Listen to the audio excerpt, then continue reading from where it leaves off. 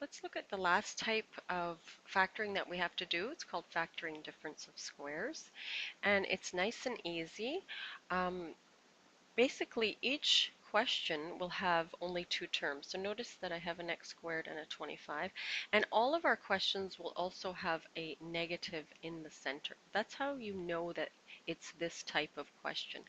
And basically, all you have to do is take the square root of the first and the square root of the last, so x and 5 would be the square root of each, and put them in the first position of the brackets and the last position. And then your signs will always be plus and minus, or minus and plus, it doesn't matter. But you will always have one of each. And the reason for that is because when we check it, notice that if we were to do FOIL here, we would have our x squared would be our first term and 25 would be our last term.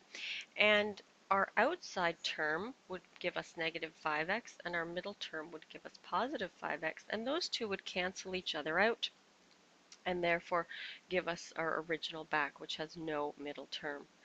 Let's try a few more. So this one would be m minus 9, m plus 9, nice and easy, square root of each. Okay, how about this one? The square root of 4x squared would be 2x, so we have to put 2x here, and the square root of 49 is 7. We put in our minus and plus sign. This one would be x minus 4 and x plus 4, nice and easy. Okay, what about this? They're trying to trick you up by changing where the variable and the constant are, but it's the same thing. So we're going to have square root of the first and last, 6 minus y and 6 plus y. Now the next one looks a bit tricky.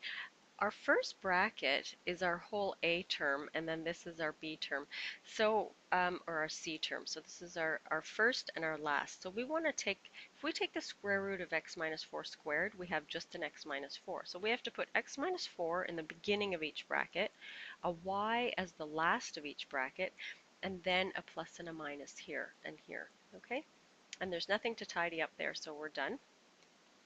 Let's have a look at maybe a harder one. Again, same rule applies. We have our 2a minus b goes at the beginning because that's the square root of this. And our 2a would go at the end. And then we would put a plus and a minus here. And then we would also collect up like terms, and so this should also say 4a minus b, and then this one, the a's would go away, so we would just be left with a minus b. Let's have a look at this one. Looks tricky. We've got to take one of the first and one of the last, so we have to do an a minus 3 at the beginning of each bracket, and then a b minus 4 at the end of each bracket, and then we put our plus and minus in the middle. Now this one needs to keep the brackets first because now we can tidy up each bracket, and notice that the first bracket will tidy up into an a plus b, and then we put the constants together to give us a negative 7. With this one, we have an a minus b, and then be careful with the signs here. We have a negative 3 and a positive 4, which will give us a positive 1, so that one's been tidied up.